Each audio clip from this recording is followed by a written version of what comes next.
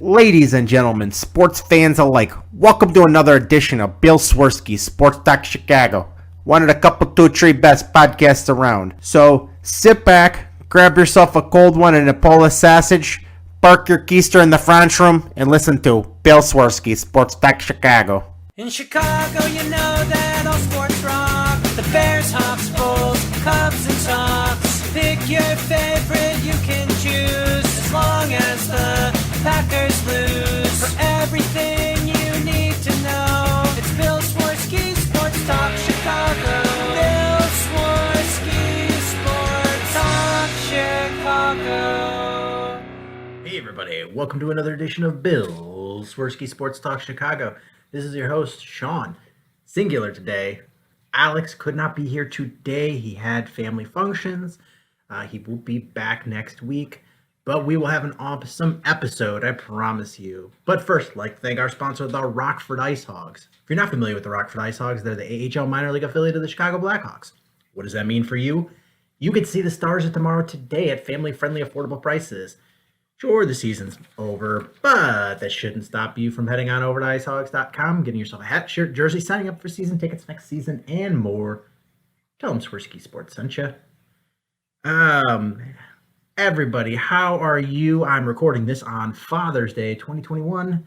Hopefully, all of you fathers out there are having a blast and you're getting spoiled rotten because that's what you deserve by being a rad dad.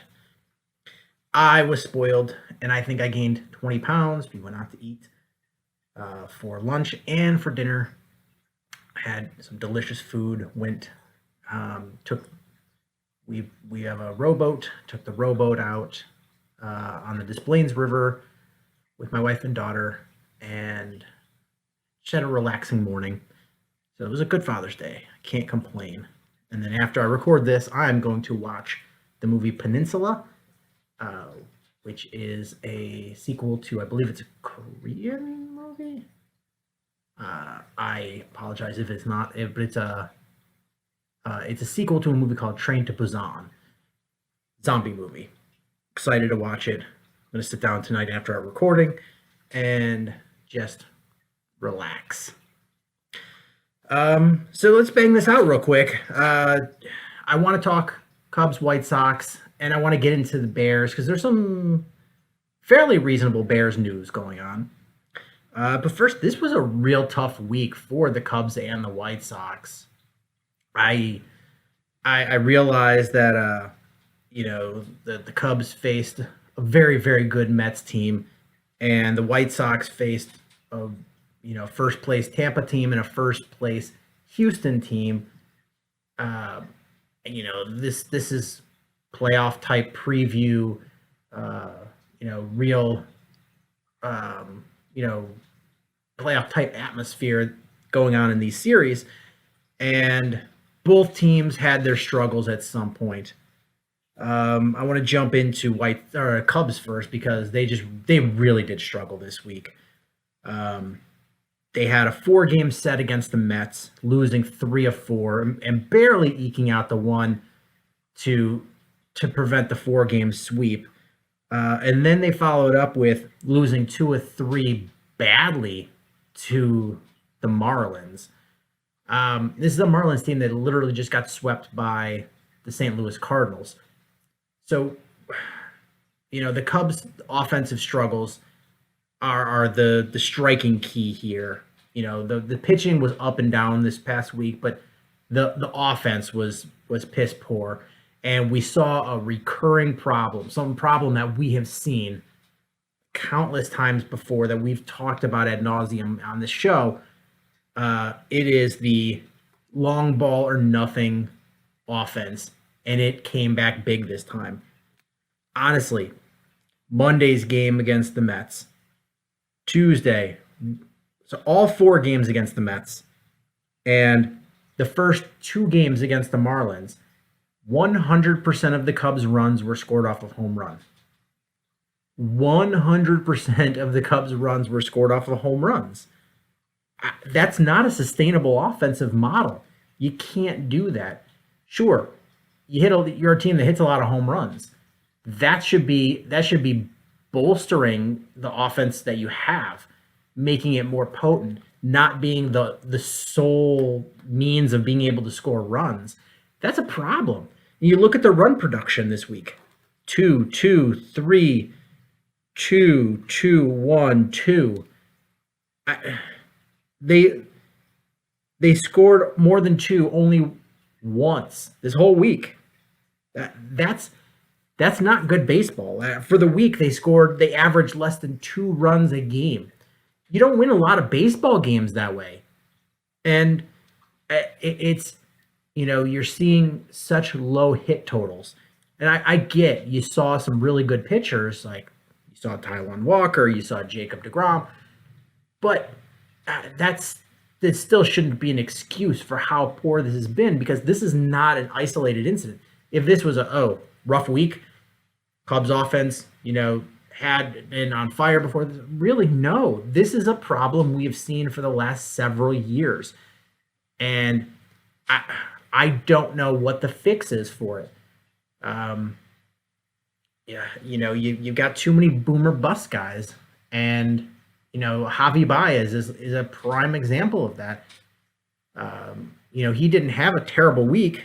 He hit some of those home runs in the games to score the only runs, but he's a guy that is far too reliant on the home run to boost his offensive stats. And sure, he can blast home runs. The guy has some real power in that bat, but you need more consistency. You really need it. You look at the teams that have guys that are, get on base guys, make contact guys. Those are the guys that drive run production, and the Cubs just don't have that guy. You're not that guy. You're not that guy.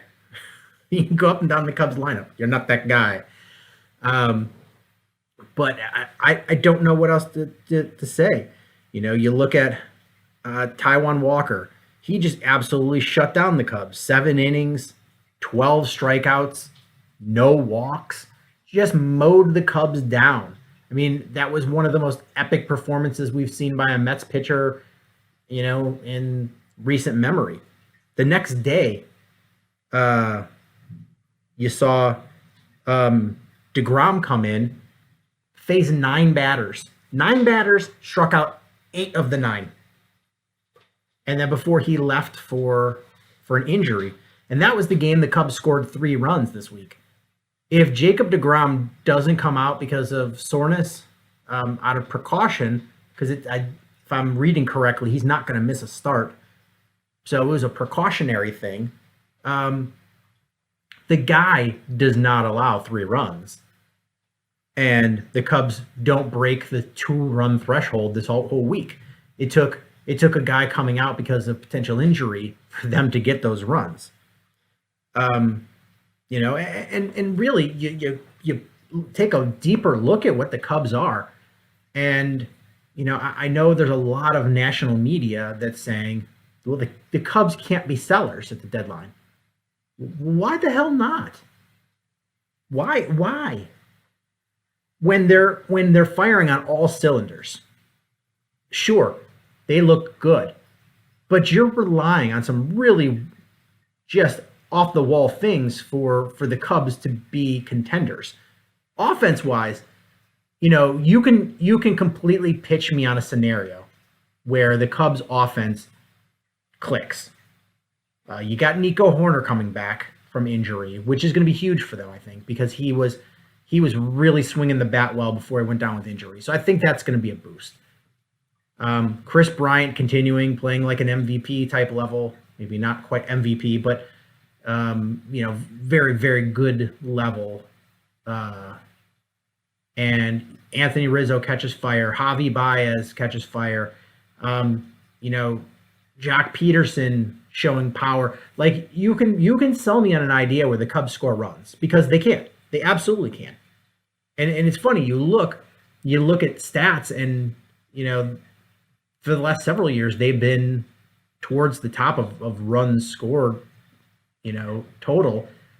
The problem with the Cubs is if you if you look at the average runs per game, it's pretty good.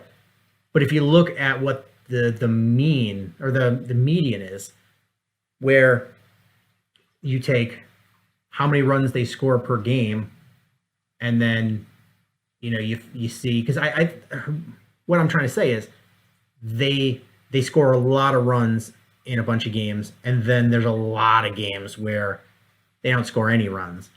And I think it's just an uneven distribution of the runs that they score.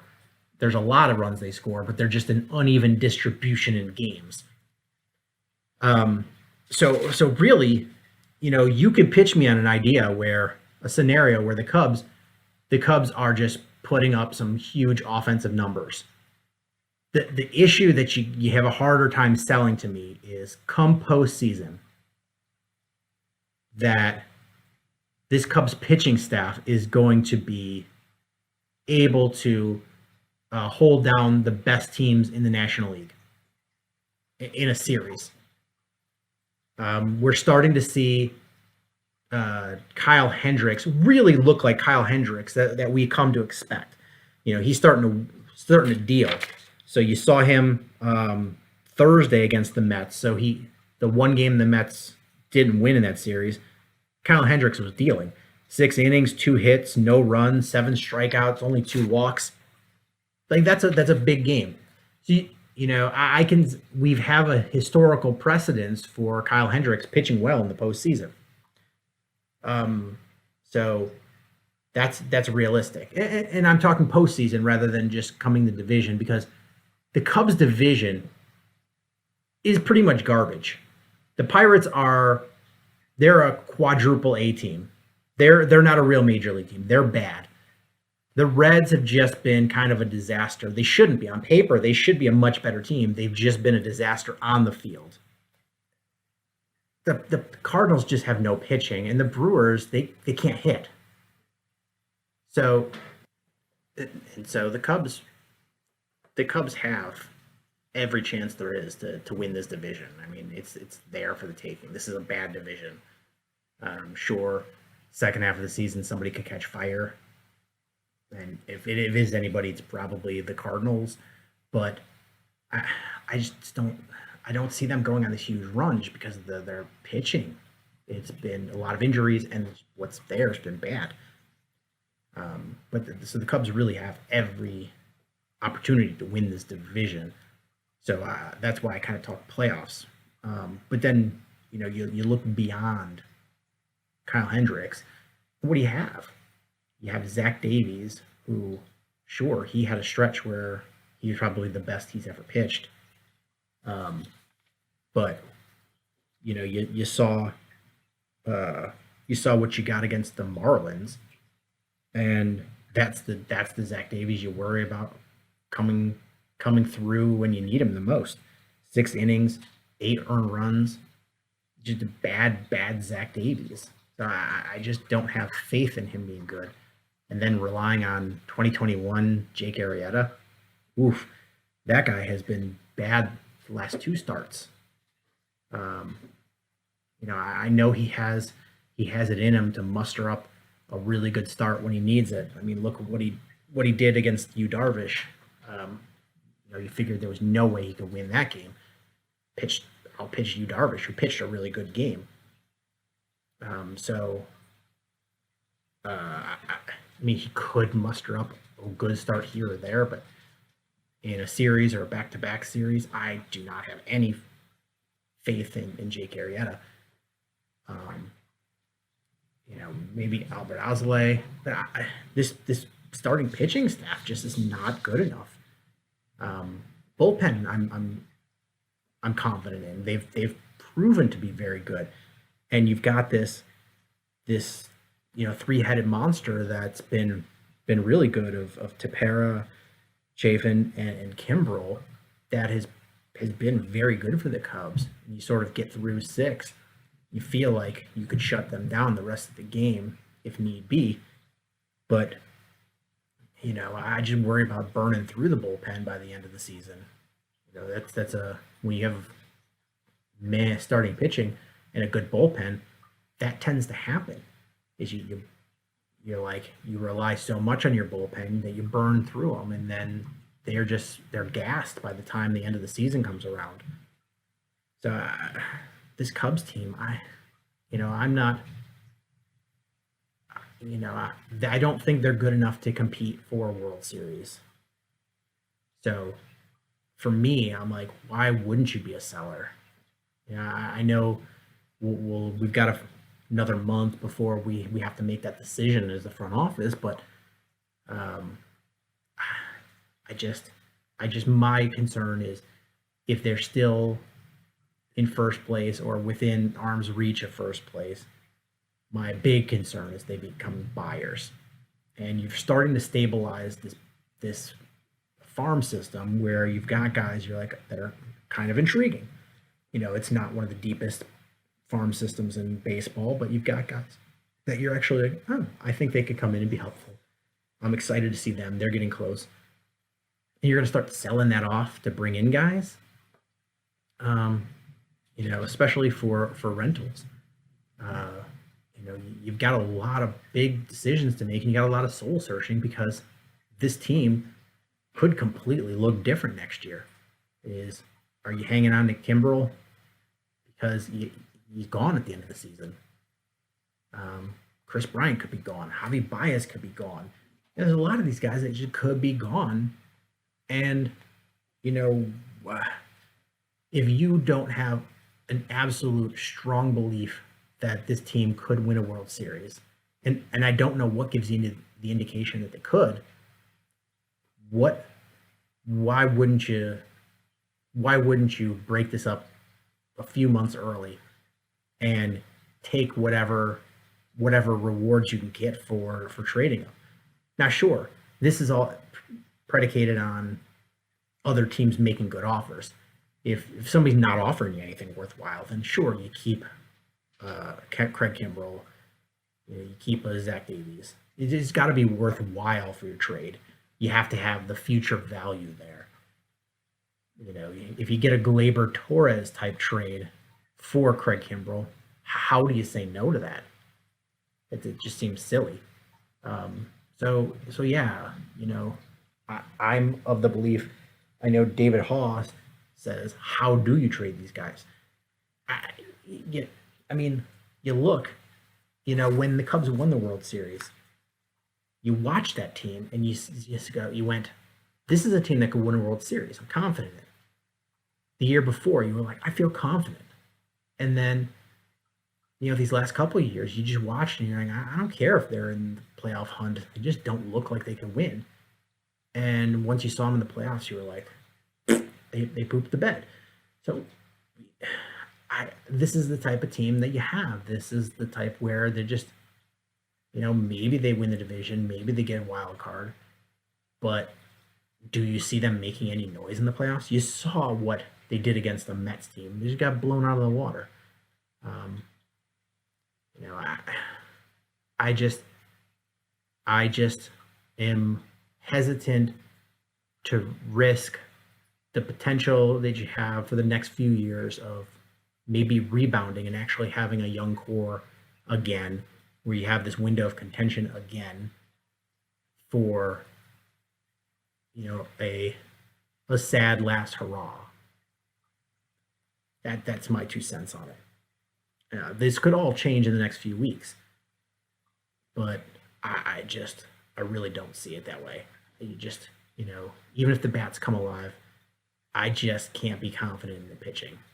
This would be like the worst rotation to win a World Series if they were able to do so. On the other hand, the White Sox, they had a fairly tough week this week too. They did win a series against Tampa, but then they get swept in a 4-game set against the Astros, which is weird because their pitchers who've been fantastic just got lit up for the most part. Makes you wonder if there was some garbage can banging going on down in the bullpen. But the White Sox are a team that's different than the Cubs. You look at them and they've had some offensive woes recently, but they've still got the pitching, both starting pitching and bullpen to be able to go on a long run. And then you look at that offense and you're like, sure, it's struggling a little bit, but you look at the absolute devastating injuries they've had. And then you start looking and you're like, all right, Eloy Jimenez is going to be back sooner rather than later. He's going to be resuming baseball activities. And at some point, Luis Robert is going to be back. I don't know what they're going to give you, but I'm sure it's going to be more than the replacements have been. Even if they're still rusty from coming back from injury and not having swung a bat in a long time, they're going to give you more than what you're getting from the replacements. It's absolutely true. Some of these woes here, the one loss against Tampa, you had the middle of your lineup just absolutely shit the bed. Between Mercedes, Abreu, Grandal, Eaton, and Vaughn, 0 for 18 with 8 strikeouts. That's brutal. You had, Cole Batts against Houston for most of the games. Scored 2 runs the first game, 1 in the second, 3 in the third, second, 2 in the fourth. Like you just not scoring runs against that Houston team. The one shining moment there was the game 3 against Tampa, and that's you scored 8 runs in 10 innings, but you saw that 5 different players had RBIs, which is big. It's what you need to see for the see with the White Sox. And they're going to have to cobble along, and you're going to have to ride that pitching staff a little bit while the bats are cold. They're going to heat back up. At some point they have to. They really have to. I don't know if it'll be Abreu that goes on a tear or Tim Anderson. Maybe we see another big moment from Mercedes. Maybe it's Grandal. You've got a lot of guys that could. It's just actually pulling it together. And honestly, I would like to see the White Sox front office actually try to make an early move and not wait till the actual deadline. And I know sometimes you have to pay more to pry a guy away before the actual trade deadline. But I don't know. I think it would be worthwhile for the White Sox to at least make those phone calls because, they're in desperate need of some hitting with the injuries that they have on this roster. So now I just kind of want to wrap this up, talking a little Bears. Not a ton going on, but some of the things are fairly significant, and I'll sort of ramp up to that. First, I want to talk a little Jimmy Graham. Is apparently in March he had a pretty serious car accident down in Miami. I flipped the car. It's amazing to me that a high-profile professional athlete having a major accident in a big city just kind of gets swept under the rug for a few months. I'm glad he's okay, but that's really odd. It's with news organizations and paparazzi everywhere, cell phone cameras everywhere, you'd expect that make the rounds right away, but it didn't. But Jimmy Graham, while he was talking about that, also talked about how after the season ended, after they lost to the Saints, he really considered retirement. And I don't know what his role is going to be with the Bears this year. And the Bears seem to feel like he's going to have some sort of significant role because they decided to pick up that, he had no guaranteed money going into the season. They could have cut him and really had a lot of extra cap flexibility, but they chose to keep him, and that salary that he's making this year to somehow fill a role that they don't feel like they could fill with anybody else on this team. So I don't know what Matt Nagy's vision is for Jimmy Graham, but they seem to feel like he's going to fill an important role, and they've still got him on the roster. So I don't know if he expressed the potential that he was going to retire to the front office and they kind of talked him out of it, or if he just realized, I'm making a lot of stupid money for minimal production. I can ride this out, play this year, then walk away with that money. Whatever. I just need to see more out of Jimmy Graham this year. And I'm sure the fact playing for a bad offense, you don't want to. There's certain guys that are just not going to give 100% when it's not. They don't feel it's worth it. I feel like Jimmy Graham might be one of those guys.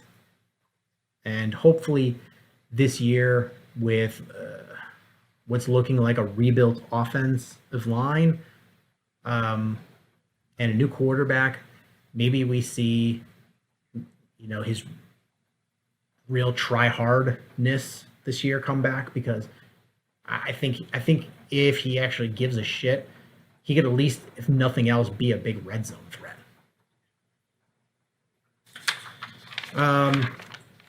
Other news is mandatory minicamp started this week, and all Bears under contract were in attendance except for Eddie Goldman. Now that's weird to me, because the guy opted out of last season, which again, it had to have been scary. It was, with COVID, and you're in close contact with guys being on the defensive line. There's no vaccine at that point. The NFL wasn't playing in a bubble. It just you had a lot of restrictions with what you could do when you were traveling. I get it. You opt out. The guy has some money stashed away. Opt out. Come back this season. And from what we're hearing from Danny Trevathan is the guy apparently has put in all the work during the offseason and during last year, is in fantastic shape, but he didn't show up. So the Bears are saying it's an unexcused absence, and he's talked to Matt Nagy, and I don't know what's going on. Ross Reed, who's a guy I follow, is a good follow on Twitter. You should check him out if you don't already follow him. But, he's somebody that I really like to read and talk back and forth with. His opinion is that, he thinks Eddie Goldman might be considering retirement. I don't know. I don't know if I agree with that. I don't know what he's thinking. He's got his contract extension, so he's getting paid good money. He opted out last year. The vaccine is out already. He could get it vaccinated and be safe. I don't know what the reason he's holding out is. I can't put it together, because you had the rest of the defense show up. They're talking really good things about Shawn, the new defensive coordinator, and you're hearing good things from him, and he wants to bring things more back to what we saw with Vic Fangio, and he's a sort of a protege of Vic Fangio. He wants to put his own twist on it. I really hope to see more pressure on the quarterback from the front defensive front, and I think part of that is Eddie Goldman being there and being accountable. So I don't know what to expect. Supposedly he's going to be there for training camp come July, but I don't know. I don't know what to expect from him. As we hear more, we'll talk more about it, but that's got to be concerning to the Bears. And it absolutely was, because they went out immediately and signed a 1-year deal with Mike Pennell, who played for the Kansas City Chiefs. So you've got a guy who's kind of an under-the-radar signing that they feel good about. And, he's not Eddie Goldman, but I think he could do a good job and be more than serviceable and be better than what you have as your backups. So you bought yourself an insurance policy if Eddie Goldman does decide not to show up for training camp or decides to retire, or even if he comes and gets injured or just isn't as effective as he was having a year off. You see the rust. I think adding this free agent really was a smart move. And I know I've praised Ryan Pace a few weeks in a row, but so far the moves he's done this offseason, other than what he paid Andy Dalton, the Andy Dalton decision to sign him, I'm fine with that. I think that was a smart thing, but it's just what you paid him is not. And this is a sort of tangent from the Eddie Goldman consideration, but so Andy Dalton, and here's why I think you did have to pay him, but you're sort of betting against yourself because you couldn't go into the offseason with just Nick Foles. You don't want him on your team. You want to get rid of him. You can't go in with him being your only quarterback. Just bad. So you got to go sign somebody. You feel Andy Dalton, if you're not able to get somebody in the draft and you're not able to swing a trade for somebody like a Deshaun Watson, then you're like, okay, well, we can go Andy Dalton and then address this next year. But if we are able to fix it, Andy Dalton is a hell of a backup. But the thing is when you're trying to sign him, Andy Dalton is looking to start. Even if it doesn't have a lot of options to start. But when you go to him, if you tell him, yeah, we'd like you to start unless we can find a better option, and we're going to pay you backup money just right off the bat, what makes you think he's just going to sign with you right then? I mean, maybe he does because he doesn't have any other options. But if you do that and you're the Bears, and you don't at least give him that, it's tweener money. You're a really, really high paid backup or a really low paid starter. It's tweener money. So if you don't offer him that tweener money, what's his incentive to sign with you? Maybe at this point later he signs, but if you offer him, say, $5 million, another team could swing it as a backup, and he could go in there going, maybe I see a better option for me, or somewhere closer to my house where my family lives, or somewhere where I feel like they might have a better team if an injury occurs for me to do better. I'll take that $5 million over the Bears job. The Bears, they have to come in and be like, hey, we're going to give you tweener money. So, and looking at the free agent options that were available, the Bears have to, they had to shore up something. They had to find a floor. And Andy Dalton is the floor. You find that floor, and then you try to build off of that. Without signing Andy Dalton, you go into that draft desperate for a quarterback, and everybody knows it. It's probably harder to make that trade up to get Justin Fields. So you're looking at a situation where, you're in deep shit. So signing Andy Dalton, I think, was big because you have a guy that, if you couldn't swing a trade and nobody fell to you, maybe you have to, you're probably going to draft a quarterback anyway, but you have to draft a more developmental guy. And you're like, okay, well, we could do way worse than Andy Dalton. Sure, we could do way better, but we could do way worse. And he's a gap filler.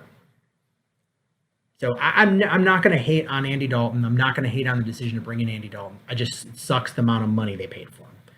But I get it. It's just it was a tough reality. It's more fallout from the bad decision to draft Mitchell Trubisky. It's all part of that fallout.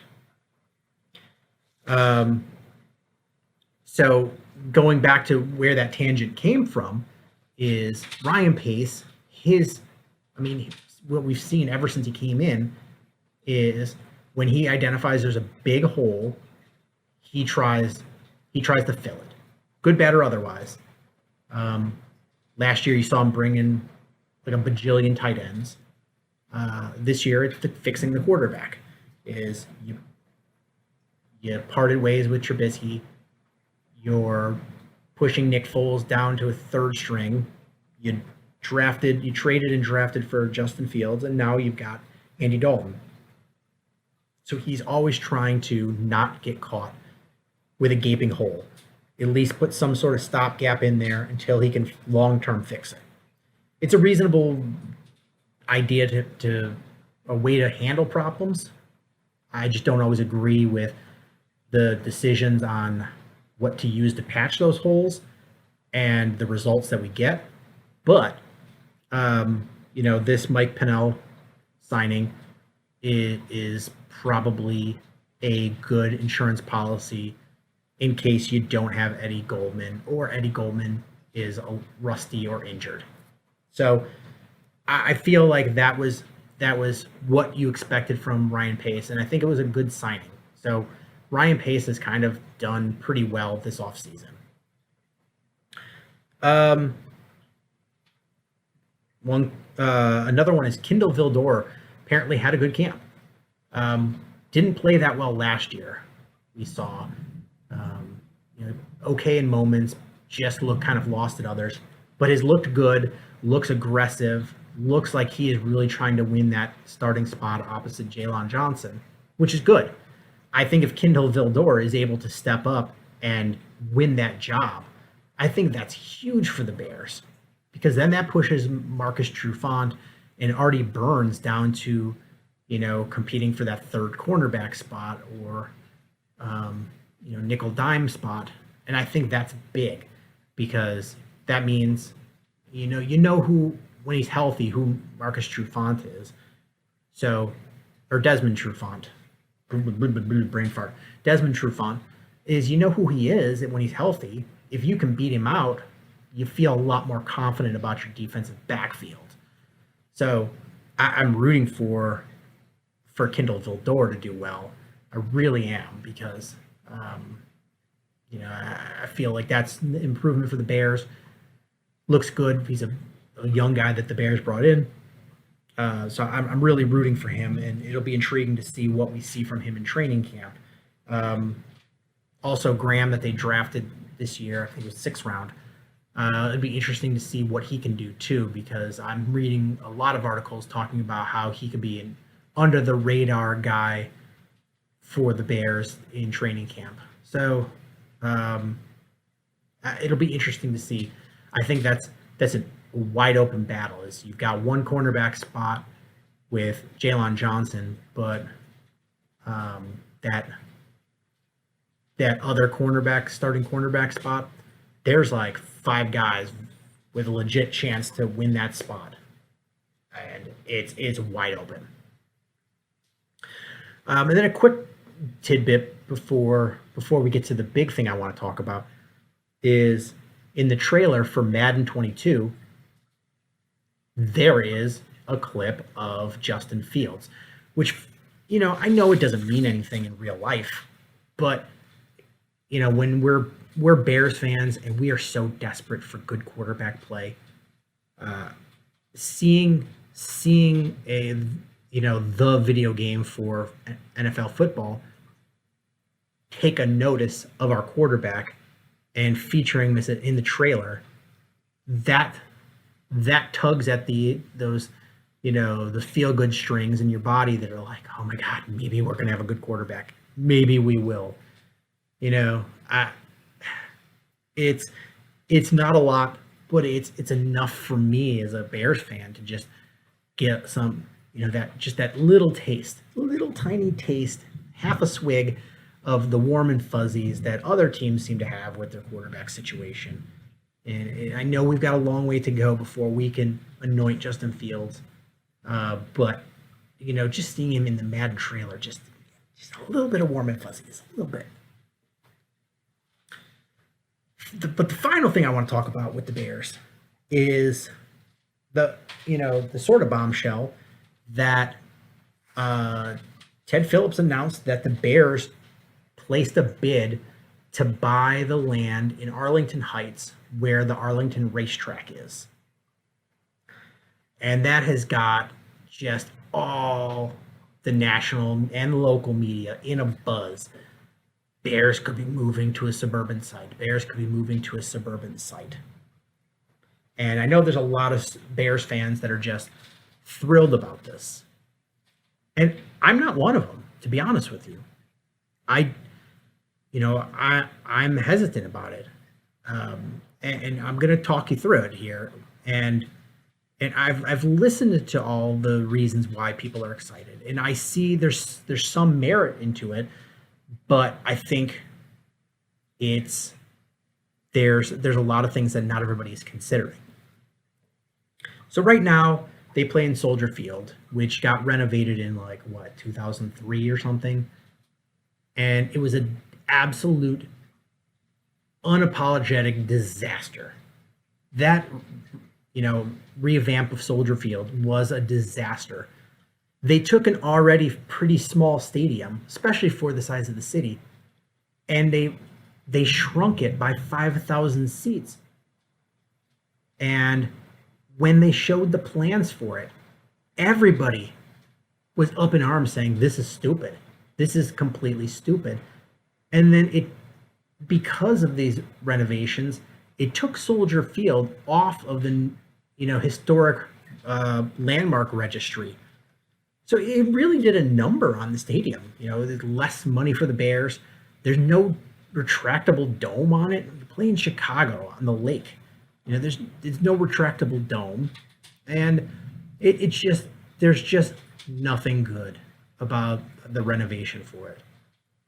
Now, I get that. Something has to be done with the stadium.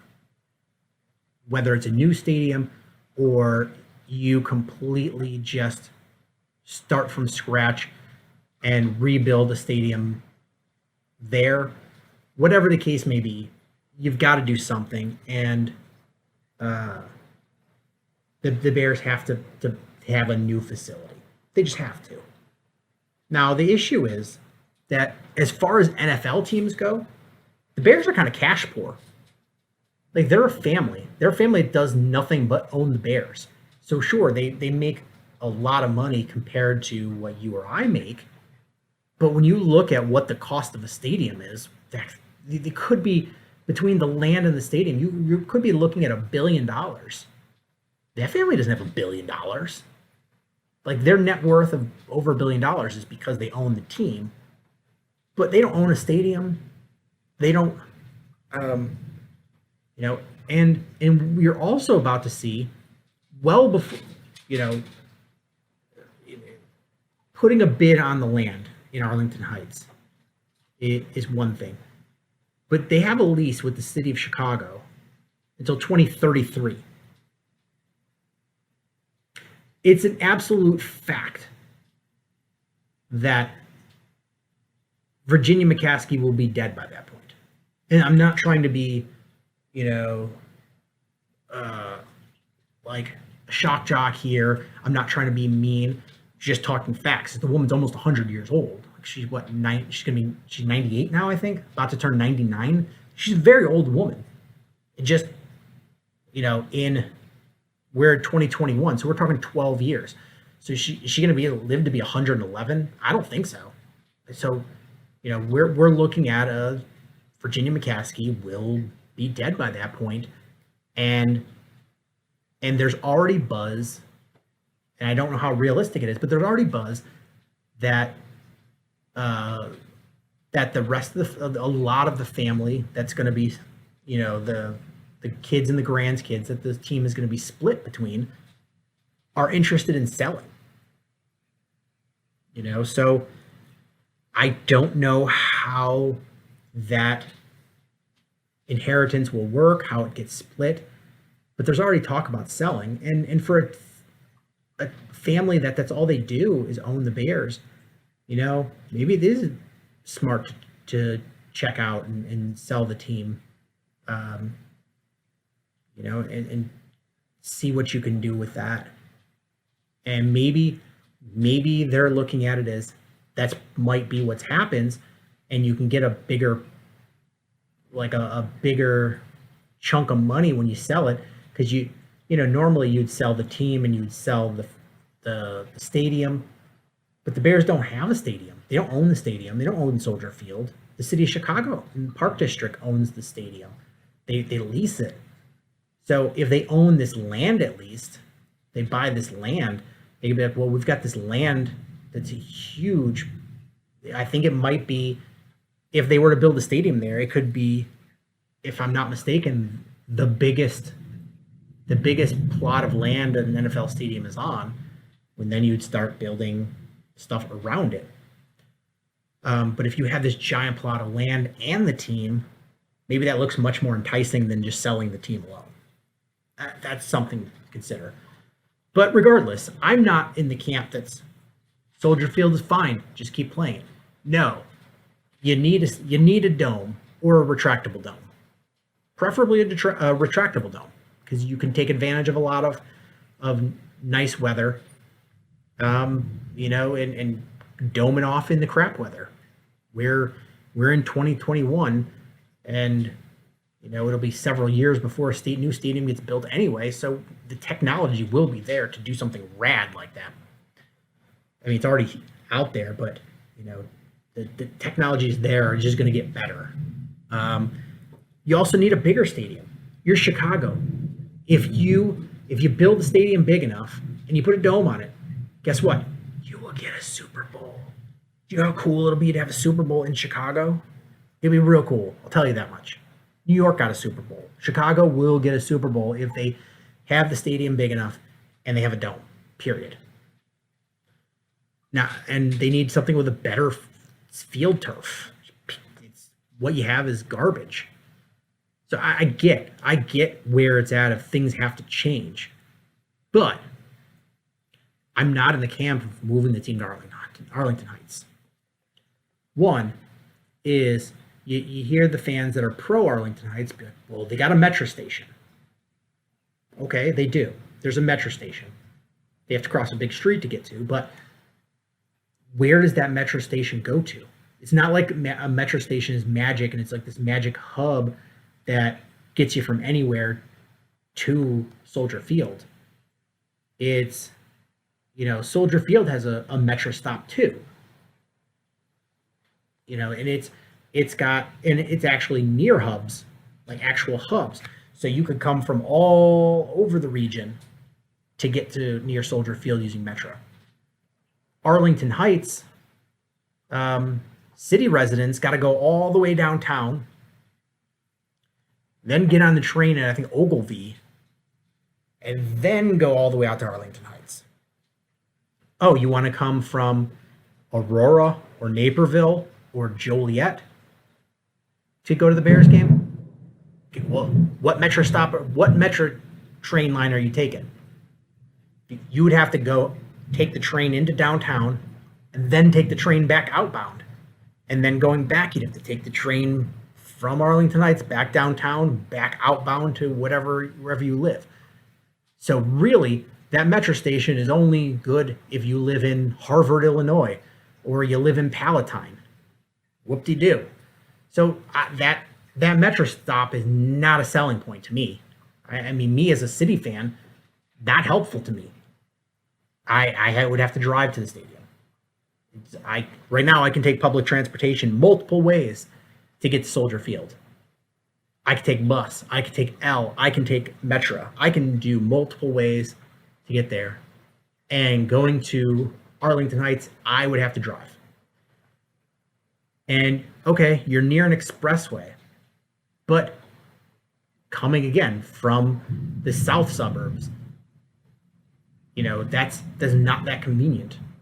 And also, the infrastructure is just really not. I mean, have you ever been to a really big race at Arlington Track? Traffic there sucks. It is. They would need to build better infrastructure on having the capacity for car traffic. for having an NFL stadium. So you would have the land there, but you know, it's you're not close to the airport.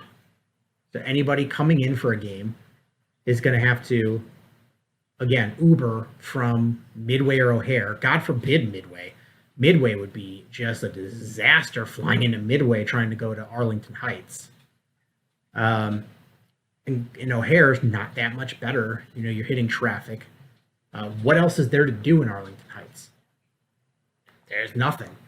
At least when you're city, you're like all the big attractions. You can go downtown. You can see the Bean. You could go to 5-star restaurants. Where are you going to go to? Chili's and Maggiano's in Arlington Heights. Going to hit up IKEA. Like, it's not a destination. I just, for me, it's a big plot of land that's the big selling point. It's a big plot of land. And it would be really cool to see what they could develop there. But again, what the Cubs are doing with development around Wrigleyville, the Bears don't have that infrastructure in their front office to do that. Right now, they would be relying on Ted Phillips, who oversaw the renovations of Soldier Field back when they redid it. So do you think the Bears don't really have the money to do all this, and they're relying on a ding-dong who screwed it up last time? So I don't know what you're really expecting. To be honest, I think, and just because the Bears put in a bid doesn't mean they're winning that. I believe that I read that there was 10 bids for that property. Did the Bears pony up the most? I don't know. I think, honestly, they put in a bid, and I think it was a ploy to try to push the city of Chicago to, either renovate again or help finance a new stadium. I think that probably makes more sense. But you saw what the mayor of Chicago's reaction is, maybe beat the Packers. And I think that was a legitimate response. Instead of worrying about, where you're going to move in 12 years, worry about beating a team that's kicked the shit out of you for the last couple of decades. Yeah, I want them to stay in Chicago. I do want them to have a brand new stadium. I want a brand new stadium. I want a brand new stadium with a dome.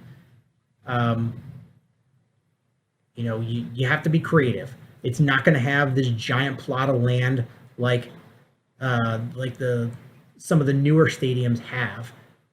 But if you look at Lucas Oil Stadium, it's not on this giant plot of land, and it's a really nice stadium. I think for Bears, you don't need this huge plot of land. You need a plot of land big enough for your stadium, maybe more parking than you do now, and still proximity to the things that people want to do. Because when you come in for a Bears game from out of town, you wanna have something to do besides. Your husband, you're like, I want to come in for the game, bring my wife with, and be like, yeah, we'll go out for a nice dinner, we'll go out to some clubs, we'll go to to see a Broadway show, whatever the case may be. You go to Arlington Heights and you're like, oh, God, now we got to go take an Uber all the way into the city, and then are we having a hotel there? Are there hotels? Are there enough hotels in Arlington Heights? I don't know. I can't tell you that. It just seems silly to me. I heard a guy on the radio talking about, because he knew the land because he worked at Arlington State Race Track, that it would be a good spot for the Bears. And he just kept saying, well, there's a metro station. Okay. All right. Who's that helpful to? All right. All you people in Crystal Lake. Good for you. It's not helpful to a lot of people, that metro station. I've been to Arlington Race Track a lot. I drive every time because that metro station is not helpful. I hate that selling point. You know, I still think the land in Rosemont would have been awesome. The one that they offered to the Cubs, which was 25 acres. It's a lot less than the big plot of land in Arlington Heights, but it's a hell of a lot more than they have right now, which is Soldier Field's on 7 acres. So 25 acres is a whole lot more. And, you know, Rosemont is still not the city, but it is next to O'Hare. You've got the L you could go into. You've got multiple expressways leading into it. You've already got the infrastructure of hotels because of the airport. You've already got the infrastructure for restaurants. And I don't know. I know part of that land is now the Chicago Dog Stadium. I don't know how much of that land is left or if there's more, but there's still quite a bit of land that you can see in Rosemont that I'm curious if that would even be a consideration. But if you're moving outside the city, for me, I think that's a better option. You know, you've got shopping, you've got restaurants, you've got a convention center and an airport, and again, you've got, you know, public transportation that takes you from the city.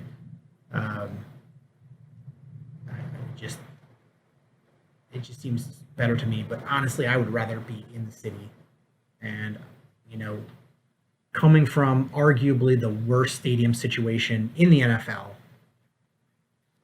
and with the smallest plot of land, 7 acres, I feel like you can find other options within the city and still be able to, you know, keep a city team and upgrade from 7 acres and, you know, and a shitty stadium. So that's my 2 cents.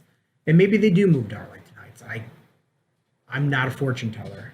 I just, you know, I just really don't see it. And I think it's really just a ploy that they were hoping to, you know, make the city bite. And just because Lori Lightfoot didn't bite on the threat, she might be a one-term mayor. She might be gone by 2033. And in fact, there's probably a good chance she's gone by 2033. So who knows who the next mayor is? Sell that. You're selling that next mayor on the threat that you might leave. Even if you buy that land, you could sell it off to somebody else. You know, I still think it's just a threat. But let me know what you think, because I think that's going to do it for this episode of Bill Swerski Sports Talk Chicago. I want to thank everybody so much for listening. Please hit subscribe however you listen to podcasts, whether it's iTunes, Stitcher, YouTube, TuneIn, Google Play, Spotify, etc. Anywhere you listen to podcasts. Share this podcast with your friends. That's how we grow the show. Follow us on social media at Swerski Sports, Facebook.com/Swerski Sports, SwerskiSports.com. And Alex, our regular co-host, follow him at AlexPatSportsChat.blogspot.com or AlexPatSportsChat on Facebook. And thank you guys so much for listening. And until next time, bear down. Cubs win! What a lucky break! The good Lord wants the Cubs to win! We thank Ditka and God for all they have provided. Cubs win! Cubs win! Cubs win! Oh, I don't want her. You can have her. She's a Packer fan. She can't fit in my van. And she looks like Remember, New Yorkers, smoking crack is not legal on planes. Bears 31 to -7. The Bears! Oh, when the Bears go bearing down